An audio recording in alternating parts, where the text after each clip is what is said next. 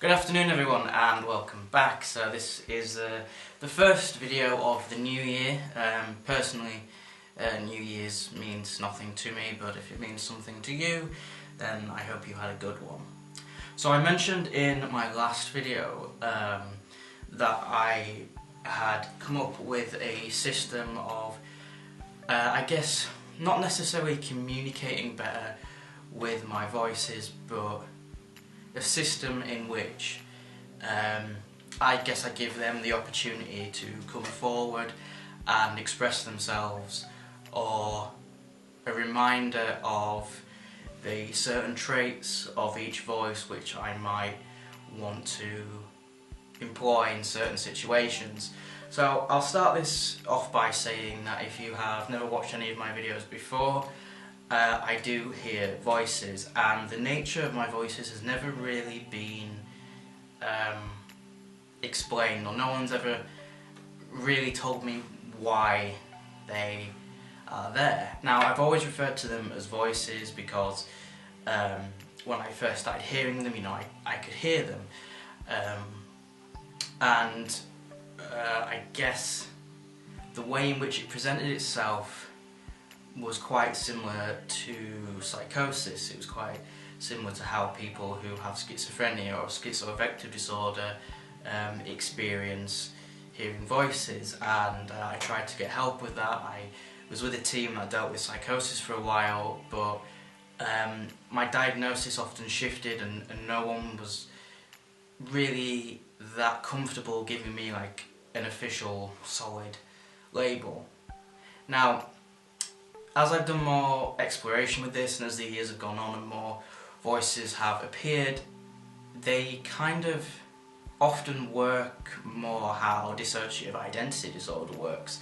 Now, I did actually find a letter from when I was discharged from that psychosis team, and in there it stated that I had a lot of mental health issues with psychotic features, but that also I had a working diagnosis of dissociative identity disorder, but at the same time DID doesn't encapsulate all of my experiences, so I don't think they were 100% confident in giving me that label officially, and at the same time these were people who worked with psychosis, so I suppose maybe they weren't the best people to actually give that diagnosis. So it's one of those things that I've kind of had to figure out by myself and do a lot of work with by myself. I am in therapy now, and that's really helpful, and I've met people online, and I've spoken to a lot of people, so I'm not completely on my own doing this, but at the same time I've kind of had to figure a lot of things out. So I don't feel particularly comfortable referring to these voices as alters, simply because I'm still not really sure if I can say for 100% that my experiences are dissociative identity disorder. I don't feel comfortable calling these hallucinations because at the same time I don't think that's accurate, so I just say voices because I feel like whether they are more psychotic in nature or dissociative in nature, voices works. So one of the things with my voices is that I kind of associate them with different colours. I didn't pick these colours, they just were sort of what I saw when they were around, or when I'm talking to them, or like certain colours stick out more when different voices are around, and I decided that it would be a good idea to have a sort of I guess system, a way in which I could perhaps bring certain voices out if I want a certain voice around, or as a way of sort of reminding me that I'm not alone, and that some of these voices are around, and that they are part of me, and the sort of, I guess, positive traits of them, or the traits that I want to kind of bring out of myself. They're all within me already, so I guess it kind of just helps as I don't know, maybe as a sort of grounding technique and as a way of communicating a little bit with them.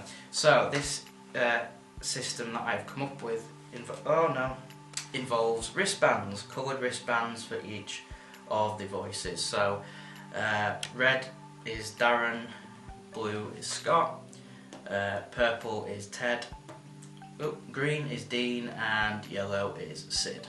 Now I've also got a tattoo on my leg, which I might have shown you before. If I haven't, then there you go. Which kind of, I got that as a way of representing myself and my voices, because I wanted a tattoo of that, but I wanted to get something that wasn't obvious, I guess, or you know, if somebody sees that tattoo and asks me what it's about, I don't have to tell them, I can just say it was a design.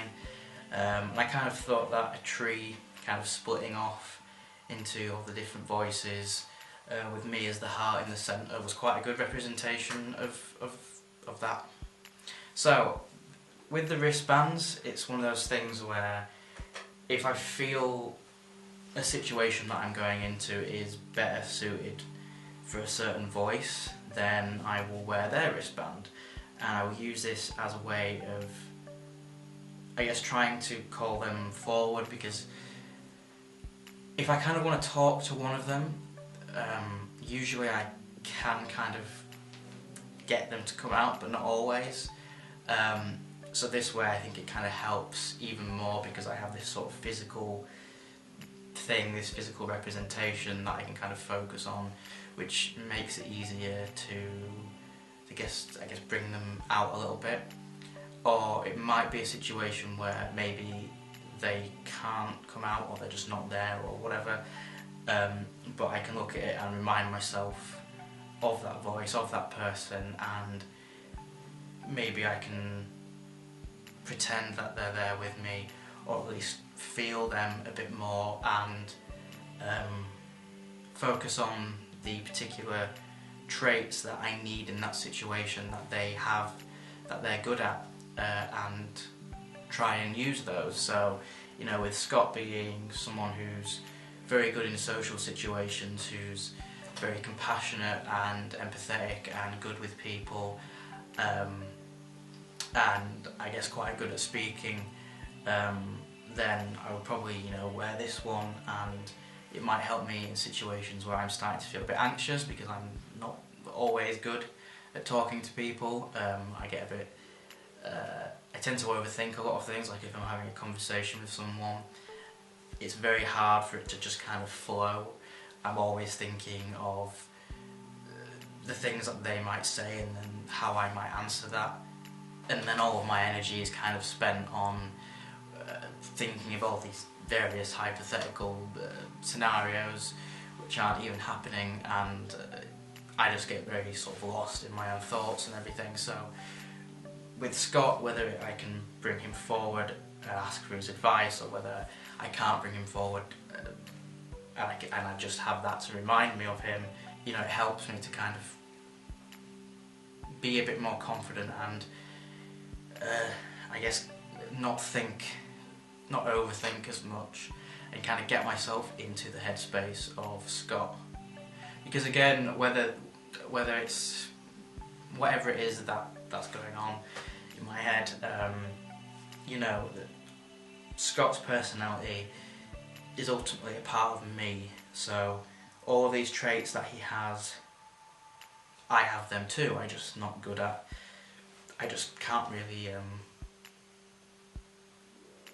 I guess they're just kind of hard to access, because I guess me as I will say the host, I know that's a DID term, like I said, I'm not saying that's what I've got, it might be, I don't know, but as the kind of main person, I'm sort of very anxious and just a complete fucking wreck, to be fair.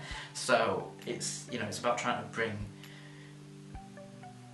these parts of me closer together and use them and work together.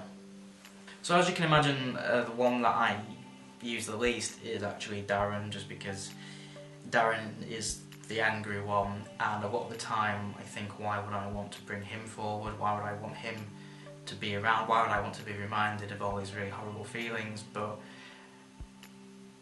ignoring him isn't good, because I'm ignoring a part of myself, I'm ignoring a big part of myself, I'm ignoring a part of myself that's in a lot of pain, and doing that obviously isn't good. So sometimes maybe I'll sit with him and I'll keep this one with me as a way of feeling like he's there, or like he's close, or trying. I don't know, it does seem to help, and I'm not entirely sure why. So yeah, I thought I would kind of just briefly, or semi-briefly, I always say briefly and then it goes on for about 20 minutes, just explain this and talk about it. And I guess if you're somebody who does have a DID or something similar, you might find that a system like this works really well for you. And at the same time, you know, it's not obvious to people around you that this means anything. So that way it can be quite subtle, and you don't have to feel like people are going to be looking at you. If you have a system that works for you and you want to share it, then that would be really awesome. And I'd love to hear how people deal with and interact with their alters or their voices, or whatever word fits better with your experiences. So that's all I really wanted to say today, guys. I will be trying to upload on a more frequent basis. I'm still going to be doing lucid dreaming content. That is still ultimately the main focus of this channel, but bringing in more mental health stuff as well. I think I'm probably going to try and do more of that. So I really appreciate everybody sticking around. Thank you to the people who do support me on Patreon. Again, I'm really grateful for that. If anybody watching would like to support me on Patreon, there will be a link below. Now, I'm probably going to be changing my Patreon up a bit, because much like all of my content online, it tends to be a little bit unorganised maybe, and I guess because my Patreon was kind of split between the Rah Rah Rabbit stuff and my art stuff, I don't think that's the best way to go about it, because then people are going to be giving me money for different things, and I'm not always going to know why that person is supporting me. So somebody might be supporting me for lucid dreaming, somebody might be supporting me for my artwork, and they might not be getting the rewards that fit with why they follow me, if that makes sense. So I'm going to be kind of redoing things and rethinking things and reorganising things, just making things a bit more clear and more structured. As well as that, I've still got the discount code and the discount link for 20% off on Vivid Dream products, and once again that will be in the description box below. So thank you very much for watching, guys. I have been the Rah Rah Rabbit, and I'll see you in the next video.